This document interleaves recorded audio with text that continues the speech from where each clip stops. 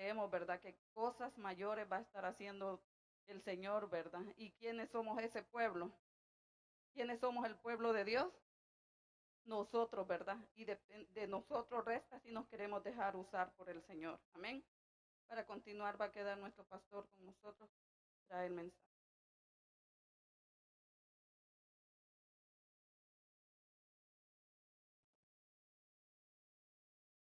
Gracias. Bien, que Dios nos bendiga a todos. Bienvenidos esta tarde maravillosa que estamos reunidos en la casa del Señor para poder adorar, bendecir, agradecer. ¿Tienen agradecimiento ustedes? Creo que todos, hermanos, con solo estar con el regalo de la vida, regalo de la familia, regalo de tener una congregación, de tener un trabajo, esa es una gran bendición. Amén. Abran su Biblia, por favor, esta tarde. Libro de Ruth, capítulo 1, versículo 15 al 17.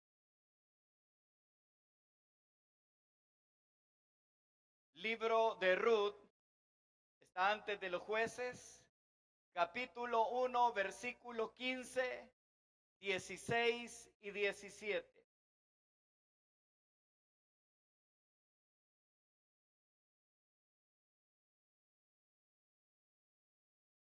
¿Están listos? Vengan de pie, por favor. Dice la Escritura, en el nombre del Padre, del Hijo y del Espíritu Santo. Noemí dijo: mira, tu cuñada ha regresado a su pueblo y a sus dioses. Ve tú tras ella. Y Ruth respondió: no me ruegues que te deje y me aparte de ti, porque a donde quiera que tú vayas, iré yo, y donde quiera que vivas, viviré. Tu pueblo será mi pueblo, y tu Dios mi Dios. Donde tú mueras, moriré yo, y ahí seré sepultada. Traiga Jehová sobre mí el peor de los castigos, si no es solo muerte, lo que hará separación entre nosotras dos. Padre celestial, una vez más te suplicamos que tu palabra sea como bálsamo a nuestros corazones. Que tu palabra, Señor, refresque cualquier angustia que haya en nuestros corazones. Que tu palabra fortalezca la vida de la iglesia, de los televidentes, de los oyentes. Y que una vez más el poder de tu Espíritu Santo sea redarguyendo, salvando las almas. Y mientras tu palabra es predicada, obres milagros y sanidades en la vida de cada uno de nosotros. En el poderoso nombre de Jesús. Y decimos todos, amén y amén. Pueden sentarse, por favor. Circunstancias difíciles, Dios obrará en las peores circunstancias. ¿Quién no tiene dificultades en la vida?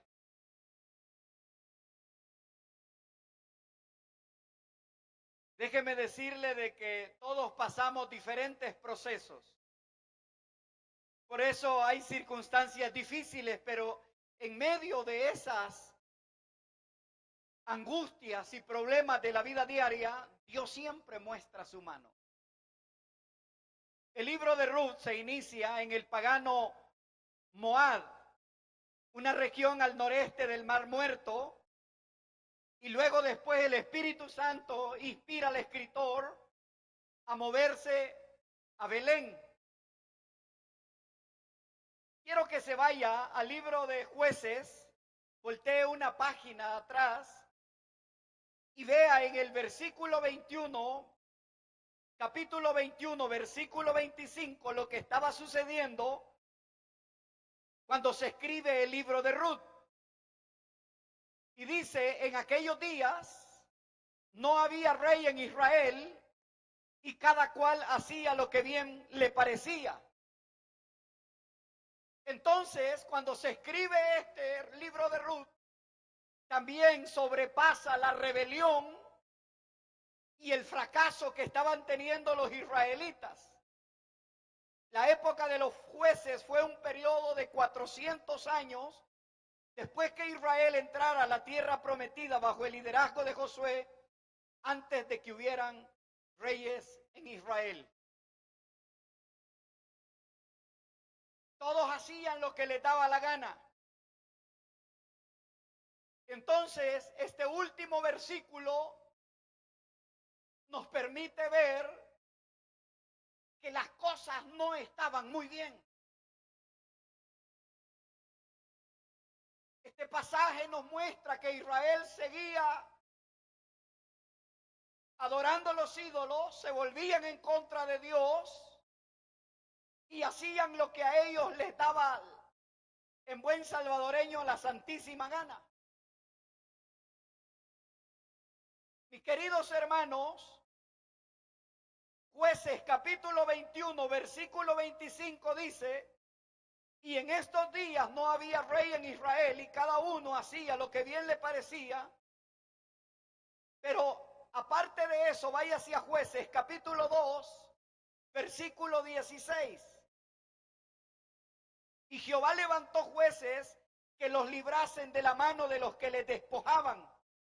Pero tampoco oyeron a sus jueces, sino que fueron tras dioses ajenos, a los cuales adoraron, se apartaron pronto del camino en que anduvieron sus padres, obedeciendo los mandamientos de Jehová.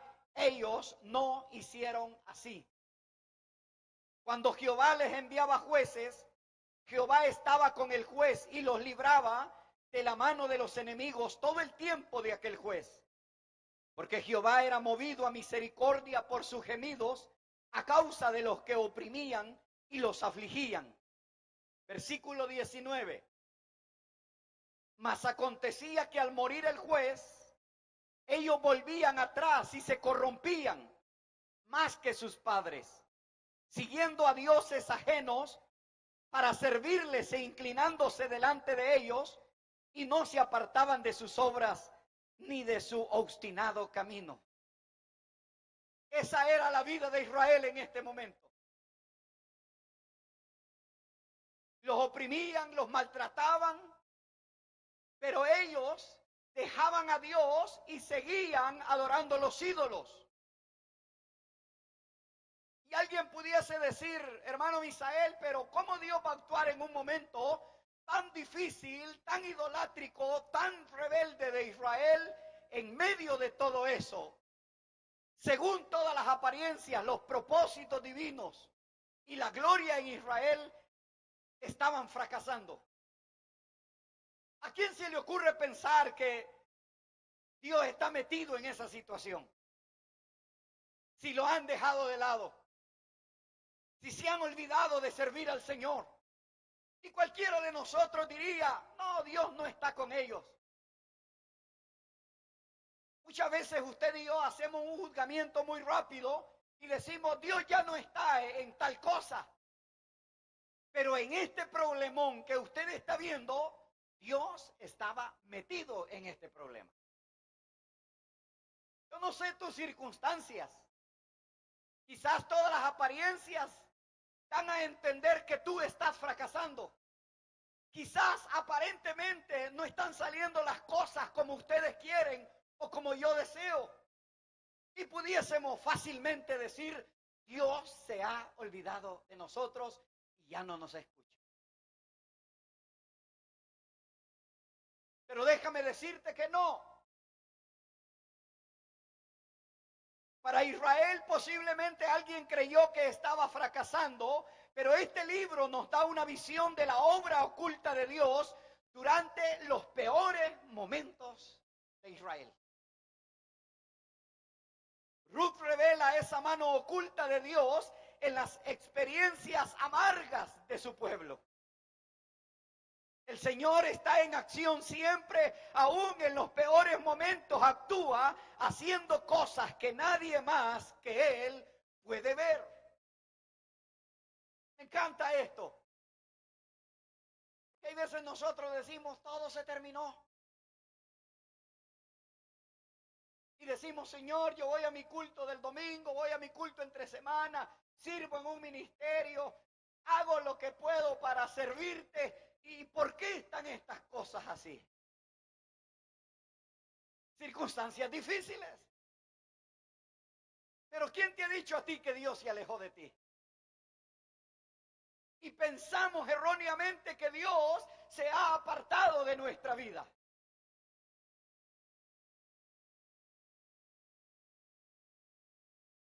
Pero veamos las desventuras de Noemí. Ruth capítulo 1, versículo 1. Mire, dice, aconteció en los días que gobernaban los jueces que hubo hambre en la tierra. Y un varón de Belén de Judá fue a morar a los campos de Moab, él y su mujer y 2 hijos suyos. Hubo una época de hambre. ¿Y saben ustedes quién ocasionó el hambre? Dios. Voy a repetirlo una vez más. ¿Saben ustedes quién ocasionó el hambre? Dios. ¿Castiga a Dios? Hermano, Dios es amor. Maravillosamente es amoroso. Pero Dios también, cuando ve que el pueblo empieza a seguir a otros dioses, entra en acción como siempre. Y dice que hubo hambre y la mujer sabe quién ocasiona el hambre. Es Dios. Quizá ella se enteró de esto por medio de las escrituras. Vaya hacia Levítico capítulo 26, versículos 3 y 4. Dice, si anduvieras en mis decretos y guardares mis mandamientos y los pusieres por obra, yo daré vuestra lluvia en su tiempo y la tierra rendirá sus frutos y el árbol del campo dará sus frutos. Es decir, Dios gobierna la lluvia y cuando las lluvias son retenidas, esto se debe a la mano poderosa de Dios. Amén. Todo ocurre misteriosamente para los buenos planes y propósitos de Dios. Miles de cristianos que han caminado a través del fuego y que han visto horrores, aceptan el control de Dios en todas las cosas como el consuelo y esperanza para su vida. ¿Qué te está pasando a ti?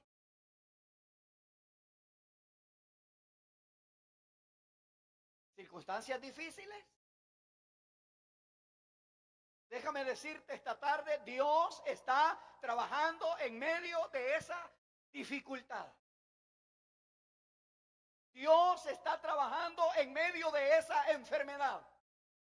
Y cualquiera pudiese pensar que estás terminada, que estás terminado, que ya no puedes hacer nada y te invitan a hacer rituales que no tienen nada que ver. Déjame decirte, Dios siempre tiene el control.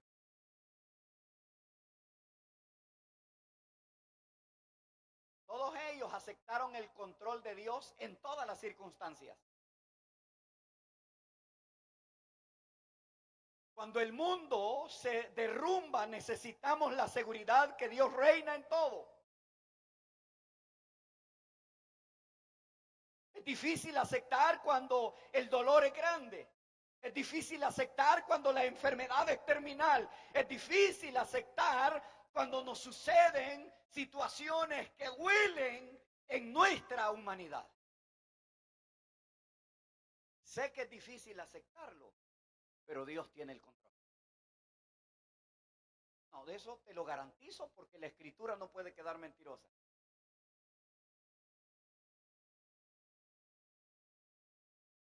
¿Han oído ustedes aquellos cuando dicen, esta ya no se casó, ya la dejó el tren? No le haga caso. Amén, hermano. No hagan caso. Todavía Dios puede mandar un tren. ¿Cuántos creen ustedes eso? Amén, hermanos. Y hermanos, entonces entendamos que cuando hay situaciones difíciles, Dios reina y tiene el control. Si no lea el libro de Jueces, mire esto, como decía un pastor, estos bandidos pecaban y luego el Señor los penqueaba, pero mandaba a uno de los jueces y los hacía regresar. Otra vez volvían a caminar los caminos de los ídolos y volvían a pecar, y Dios en su misericordia otra vez volvía y los enderezaba. Él tiene el control de todo. Aunque usted crea que no, pero esta tarde espero que crea que sí, basado en la palabra de Dios. Noemí sabía que Dios gobernaba sobre la lluvia y por consiguiente el hambre quizás ella lo había aprendido de la historia de José. Noemí sabía que la hambruna venía de Dios. ¿Qué le parece si le dicen a usted, mira, hoy te va a venir hambre? Yo reprendo eso, dice usted. No ande reprendiendo, si Dios quiere lo va a hacer. Estos no tuvieron que reprender el hambre. Dios dijo, aquí les voy y aquí les voy. Porque Dios obrará para un propósito bueno en tu vida y en la mía. Amén, hermanos. Entonces, váyase al Salmo 105. Mire lo que dice. ¿Quién trajo el hambre, hermanos? Trajo hambre, Salmo 105, 16 y 17. Trajo hambre sobre la tierra y quebrantó todo sustento de pan. Envió un varón delante de ellos, a José, que fue vendido por siervo. Pregunto en este versículo, ¿quién les mandó la hambruna? Pero también el rescate fueron planeados por Dios. Mire, aquí ninguno de ustedes deja de comer frijoles. Dígame, ¿quién ha aguantado hambre de ustedes? Nadie, hermano. En las ollas siempre hay frijoles. Nosotros no entendemos muchas veces la Biblia porque no hemos pasado algunas circunstancias de las que sucedieron ahí. Pero frijoles siempre son más de y son buenos. Entonces dice que Él trajo sobre la tierra el hambre. Esto es lo que Noemí creía respecto del hambre de su propia época, que venía de parte de Dios. Cuando nos desviamos de la escritura, todos se lo ponemos a alguien. Algunos culpamos al diablo, otros culpamos al jefe, otros culpan a los padres. El desenfoque nos hace ver que no es la mano de los hombres ni la del diablo, sino que la mano dura de Dios está trabajando con usted y con usted. Pero nosotros le echamos todo al diablo. ¿Han oído ustedes a alguien que están enamorados del diablo? Todo es el diablo. Yo digo, Dios mío, ¿por qué no lee la Biblia? El diablo fue el culpable. No, no fue aquí no fue el diablo el culpable. Ni su jefe, ni su mamá, ni nadie. Es la mano dura de Dios que está trabajando nuestra vida.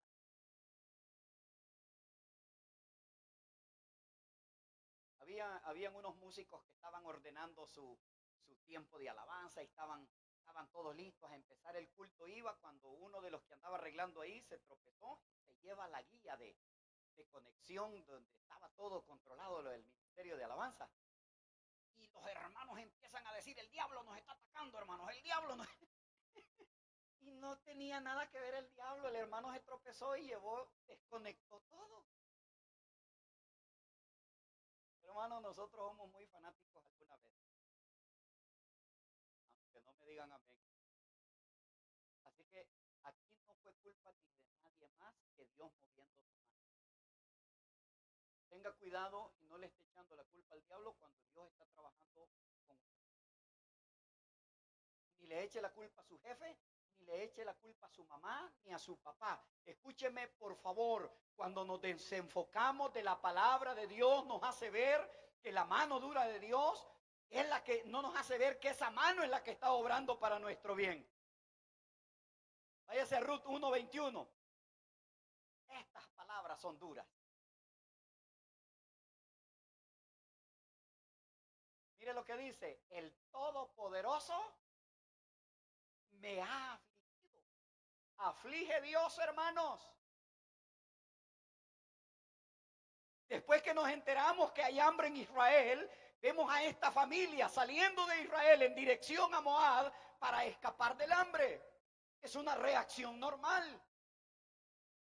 Yo recuerdo que cuando estábamos en la guerra de Perquín, mi abuela nos llevaba para Sabanetas, porque el Fuga iba a llegar y bombardeaba toda la zona de Perquín. Entonces venían y nos sacaban y nos íbamos para el lado de Sabanetas, a estar unos días por allá, a comer moras. Entonces era normal la reacción de esta familia. Había hambre en Belén, tuvieron que salir a una tierra extraña, a Moab. Moab es una tierra pagana con dioses extranjeros.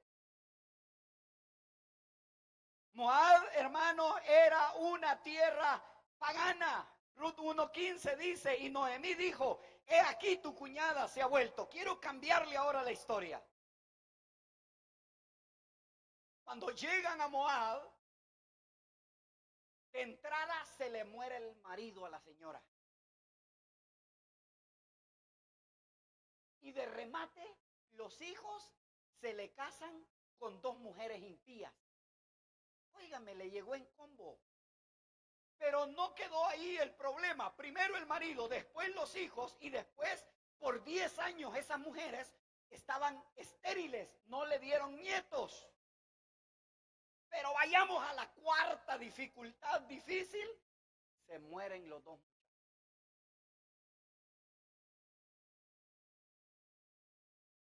Circunstancias difíciles. ¿Cómo soportar la muerte del marido? Que los hijos van a tener una comunión con impías, que no hay nietos porque hay esterilidad en las dos mujeres, y luego el remate, se mueren los dos muchachos. Circunstancias difíciles. Y de remate vienen huyendo del hambre, buscando qué comer, y encuentran ese gran combo.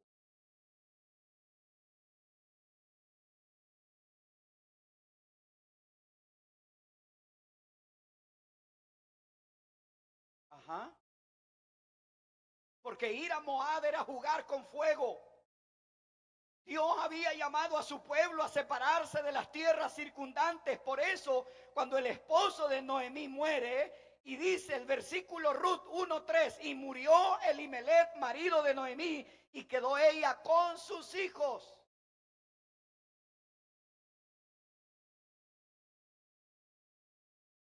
¿Qué podía sentir esta mujer? ¿Qué podía sentir? Dolor, y el juicio de Dios la había seguido añadiendo dolor y hambre. La mano de Jehová, dijo ella, ha sido contra mí. Pregunto, ¿por qué?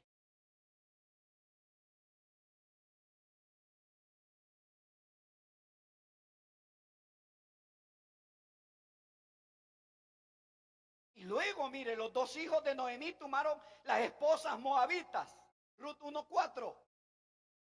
Orfa y Ruth. Y la mano del Señor cae otra vez en el versículo 5. Resume la tragedia de Noemí después de 10 años de matrimonios estériles. Y murieron también Manlón y Kelión, quedando así la mujer desamparada y sin hijo.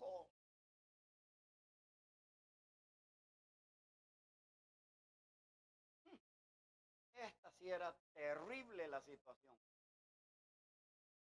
Una escasez, una mudanza a la pagana Moab, la muerte de su esposo, matrimonio de sus hijos con esposas extranjeras, 10 años de esterilidad aparente a ambas nueras y la muerte de sus hijos, golpe tras golpe, tragedia tras tragedia. ¿Y ahora qué?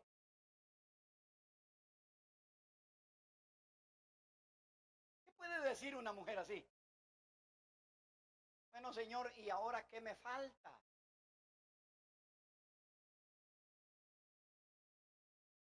Oí a un pastor hace un par de meses en una de sus predicaciones y dice, mis rodillas, yo ya no puedo caminar, yo puedo andar en avión, yo puedo tener todos los lujos que quiero, dijo, pero mis rodillas ya no sirven, pero sé lo que estoy pagando.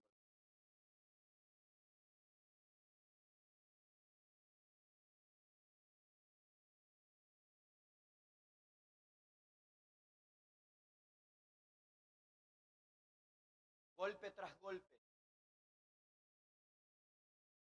¿Usted cree que no es dolor este, hermano? ¿Y la situación suya? ¿Y la situación mía? La mano de Jehová ha salido contra mí, dijo esta mujer. Es que yo cuando alguien está diciendo, es que yo quito esto y quito lo otro y hago, y yo digo, no han leído la Biblia. Dios santo. Cuidado, cuidado, hermanos. Cuando Dios va a mover su mano en tu vida a través de circunstancias difíciles, es para tu propio bien. Dígame amén a eso. Es para tu propio beneficio, para el tuyo, para tu marido, para tus hijos, para tu mamá, para lo que quieras. Pero cuando estamos en la voluntad de Dios, aún las adversidades, Dios las transforma para bien. ¿Duelen? Por supuesto que duelen.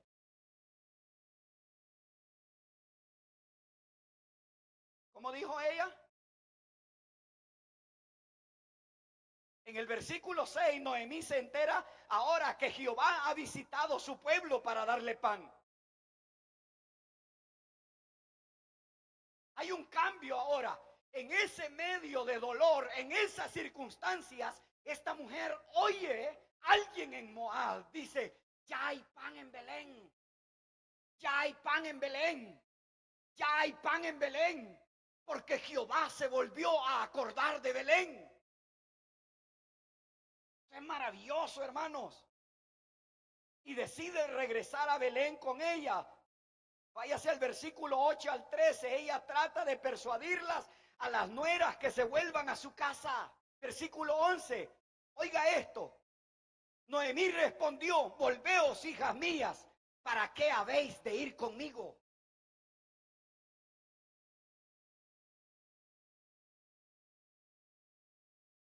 ¿Sabe qué le está diciendo Noemí a las nuevas? ¿Acaso tengo yo más hijos en el vientre para que puedan ser vuestros maridos?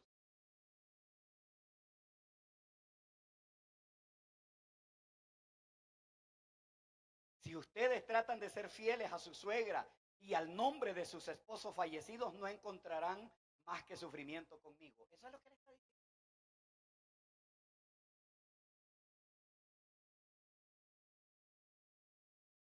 Versículo 13. No, hijas mías. Léalo, por favor. A la 1, a las 2 y a las 3.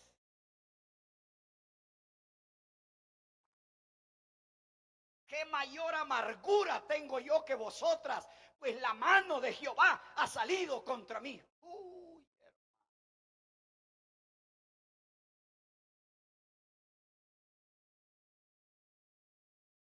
Otra vez dice ella, la mano.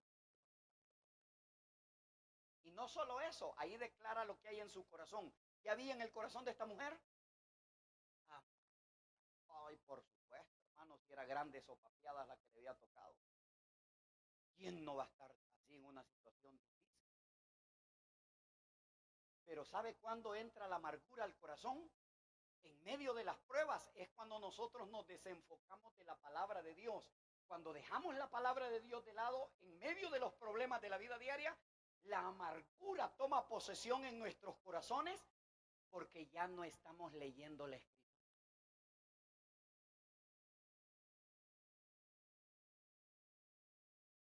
Y dice, no, hijas mías, mayor amargura tengo yo que vosotras. Es decir, no vengan conmigo porque Dios está contra mí. La vida de ustedes se podría volver tan amargada como la mía.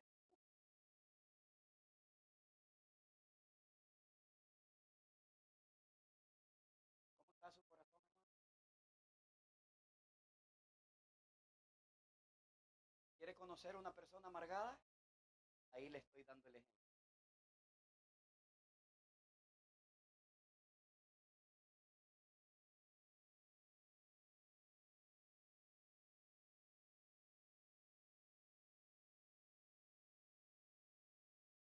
Mire, y sale algo tan tremendo en este pasaje.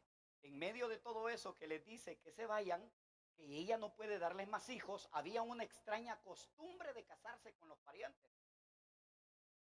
Del versículo 8 al 13 es para prepararnos para una costumbre en Israel que cambiaría todo para Noemí. La costumbre era que cuando un esposo israelita moría, su hermano o su pariente cercano debía casarse con la viuda y así conservar el nombre del hermano. Deuteronomio 25:10. Entonces Noemí se está refiriendo a esta costumbre en el versículo 11.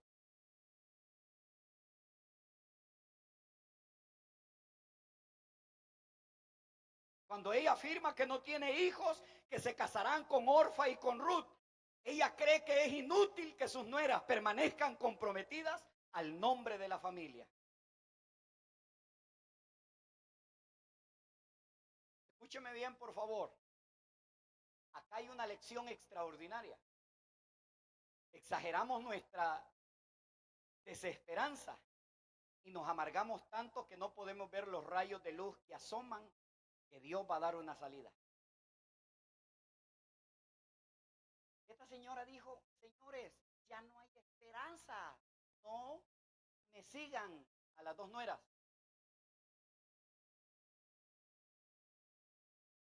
Ya va a ver usted lo que Dios tenía preparado.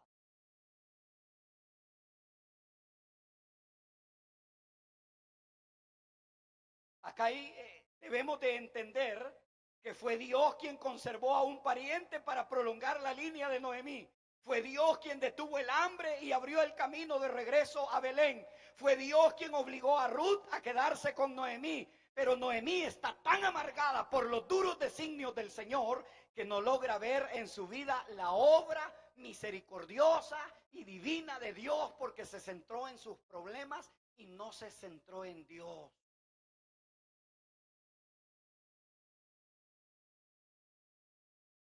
A ver si hayamos trabajo, hermano Misael. ¿Han oído ustedes eso?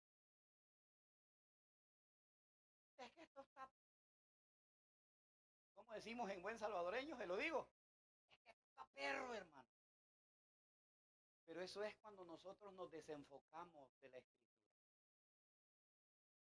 Y esta mujer se amargó y empezó a poner solo cosas negativas.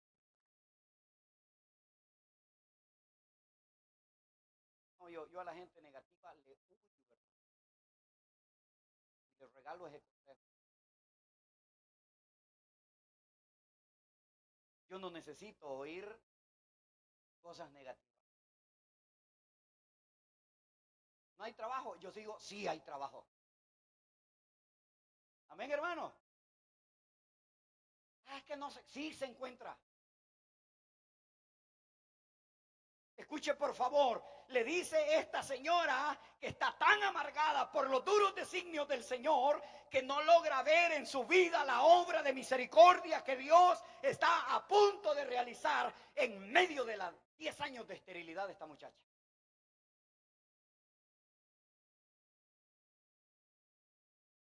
Miren, nosotros en la iglesia, amén, Señor, amén, amén.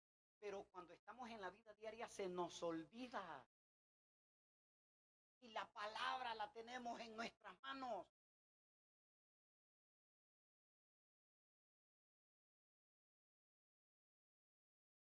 ¿Hay circunstancias difíciles en ustedes? Sí, hermano. Y el hombre dice, oh, vive para la aflicción. No lo digo yo, ahí está escrito.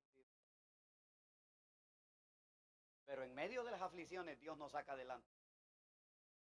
¿Pueden decir amén? Entonces le dice, tu Dios será mi Dios. Váyase al 1:16. Orfa se despidió de Noemí con un beso, pero Ruth se aferró a su suegra. Tu cuñada se ha vuelto a su pueblo y a sus dioses. Vuelve tú tras ella, Ruth, le dice.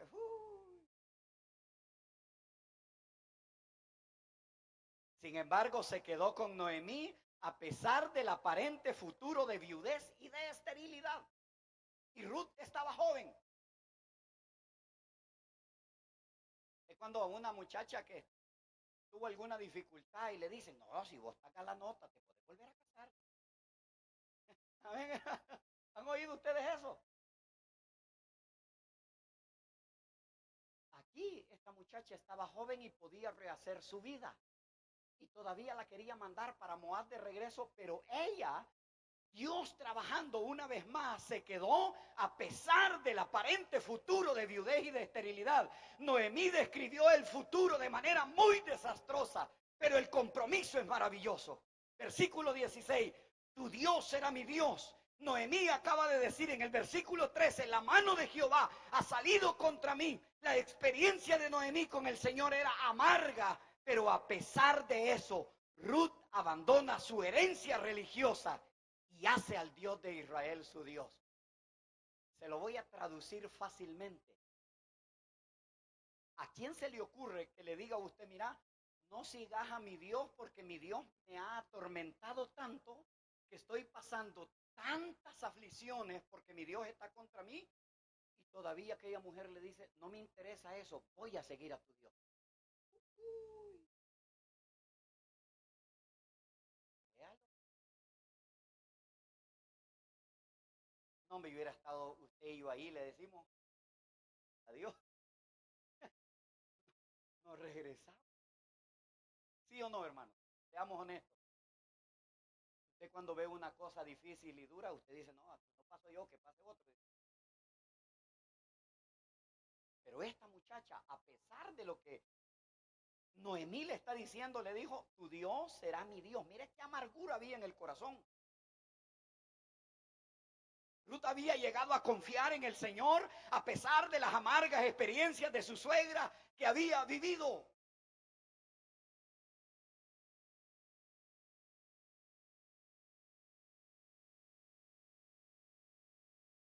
Ahora ya va a entender cómo conocer un corazón amargado. Y la típica pregunta, la típica respuesta que siempre escucho es que no era el tiempo de Dios. Pero ¿qué ha pasado? Eso todos lo sabemos. Amén, hermano. No, si eso yo lo sé en la escritura. Es que no era el tiempo. No, no invente. Dios es soberano y Él actúa cuando Él quiere. No cuando usted y yo queramos. Y en medio de los problemas, Él sigue trabajando. Y le dice, tu Dios será mi Dios. He aquí la imagen de una mujer ideal según Dios. Valor y fe para aventurarse al interior de lo desconocido y lo extraño. Un compromiso radical. Esta es la mujer de Proverbios 31:25 que mira el futuro con confianza en el Señor y se ríe de los problemas venideros. ¿Alguien dice amén a esto? Ruth es de aquellas santas mujeres que esperaban en Dios sin temer a ninguna amenaza. Qué terrible este pasaje.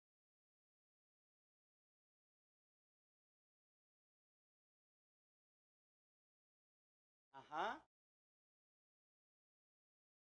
Se necesitan que ustedes, mujeres, sean como Ruth, con mucha valentía, determinación en creer que Dios obrará a pesar de los tiempos oscuros que se vislumbran.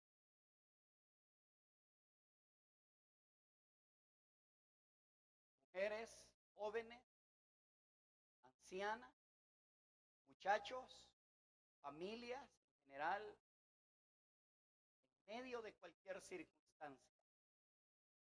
No tema a nada porque Dios está trabajando para su bien. Ah, pero es que usted no sabe la que estoy pasando, hermano Misael. Usted no sabe la mía. Y dirá alguien, ay, y empezamos a querer medir circunstancias.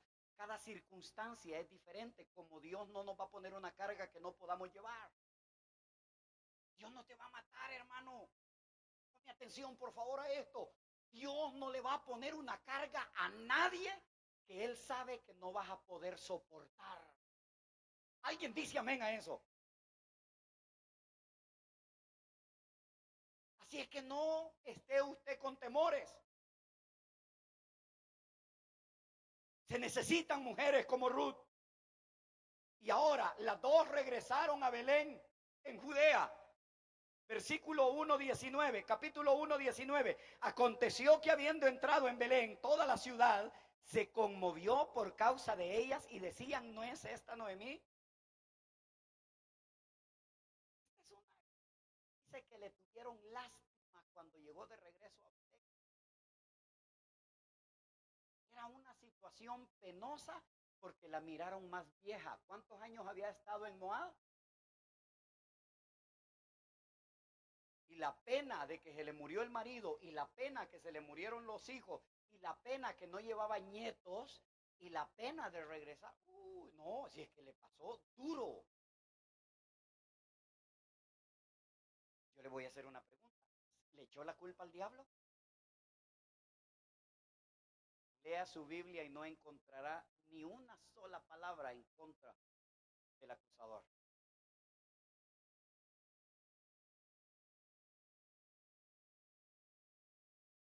Mire, toda la ciudad se conmovió por causa de ellas y decían, ¿no es esta Noemí?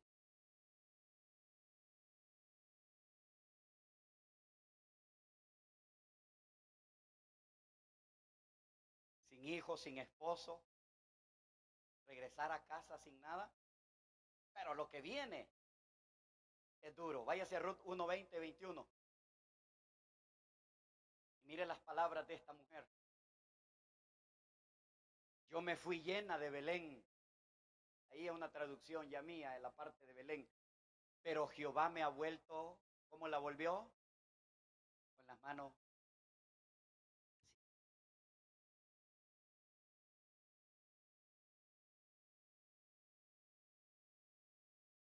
Te reprendo, Satanás. No invente. Dígale que está a la par. No invente.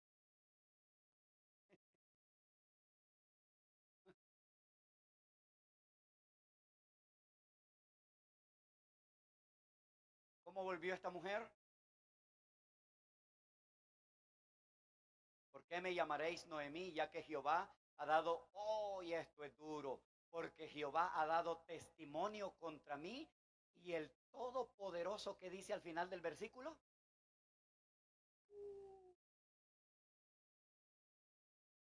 ¿Aflige Dios, hermanos? Voy a preguntar otra vez, lo veo con duda. ¿Aflige Dios?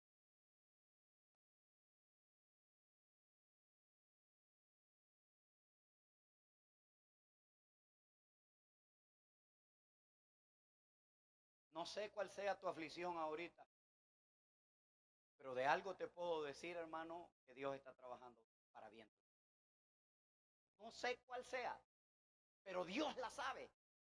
Pero ten la seguridad que Dios está trabajando para tu propio provecho.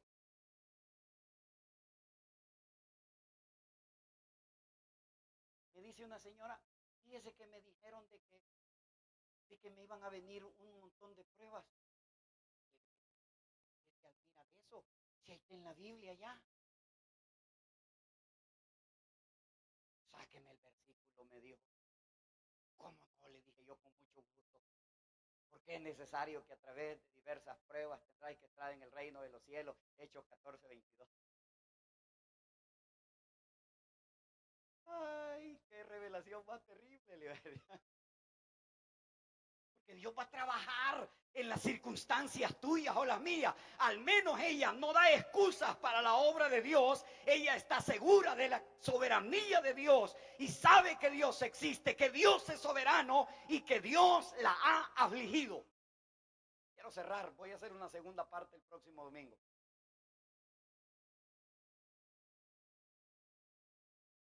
Wow, hermano.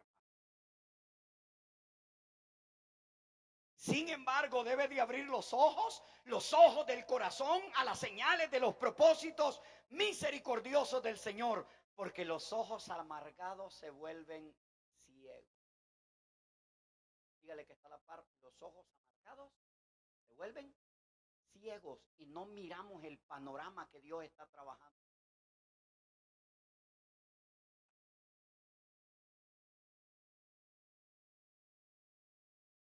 Hermano, no ande criticando a su jefe, Dios lo está usando para bien suyo. Aunque no me digan amén. que cuando nos amargamos, nos cegamos y le empezamos a echar la culpa a medio mundo. Y Dios queriendo trabajar. Quiero cerrar esta primera parte. Fue Dios quien quitó el hambre y abrió el camino de regreso a Belén. Y voy a terminar con el versículo 1:22. Extraordinario. Llegaron a Belén al comienzo de la siesta. Próximo domingo, parte 2. De ahí para allá sucede un milagro poderosamente extraordinario, donde ya no habían posibilidades, ya donde todo estaba perdido, donde todo estaba nubloso, donde todo estaba oscuro. Viene el Señor y dice: hoy no me han visto trabajar en todos estos 10 años, no me han visto trabajar en todo lo que los he traído desde Moab a Belén, pero ahora me van a ver, ahora en un campo, en un lugar donde nadie pensaba lo que iba a suceder. Viene Dios y dice: ahora van a ver que yo siempre he tenido el control. Vengan de pie, por favor. Quizá esta tarde usted está ahí en su casa o a través de las redes sociales y dice: hermano Misael, a mí me ha llovido de todo. Yo tengo problemas hasta con el perro, dirá usted. Déjeme decirle, Dios tiene un propósito en cada circunstancia de su vida. Pero el problema es que nos amargamos en el corazón y perdemos la visión de lo que Dios quiere trabajar en nuestras vidas. Posiblemente usted está hoy sentado en la iglesia y dice: hermano Misael, hoy que acabamos de pararnos, la milla es difícil, la milla no tiene salida. Dios está trabajando para tu bien. No nos amarguemos. No nos amarguemos. Dios es un Dios de propósitos. Aunque alguien te haya dado palabras negativas, vea la Biblia, es tu mejor garantía. Y usted que está ahí, si está pasando dificultades, usted necesita en primer lugar entregarle su vida a Jesús. O alguien que está aquí en el templo esta tarde, si no tiene a Cristo como Señor y Salvador, el primer paso es que le entregues tu vida al Señor. Repite conmigo esta oración mientras la iglesia ora. Y entrégale, arrepiéntete de tus pecados y dile al Señor: Señor Jesús, en esta hora comprendo mi necesidad de arrepentirme. Sé que soy un hombre o una mujer pecador, pero hoy me arrepiento de todos mis pecados y hoy te recibo como mi Señor y como mi Salvador. Borra todas mis rebeliones e inscribe mi nombre en el libro de la vida. Por Cristo Jesús.